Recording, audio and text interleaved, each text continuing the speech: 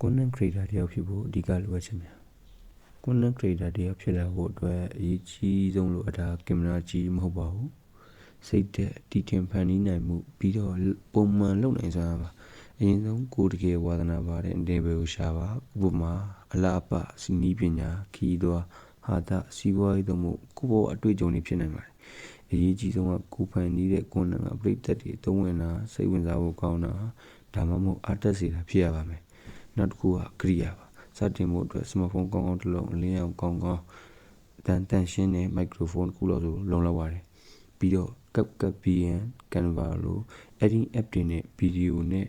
ဓာတ်ပုံတွေကိုကြည့်ကောင်းအောင်ပြင်နိုင်ပါတယ်ဒါပေမဲ့အရေးကြီးဆုံးကမရမနာပုံမှန်တင်ဆက်နိုင်မှုပါပိတ်သက်တိုးလာတာကတနေ့တည်းဖြစ်လာတာမဟုတ်ပါဘူးဒီခံမှာလေ့လာပါပြင်ဆင်ပါ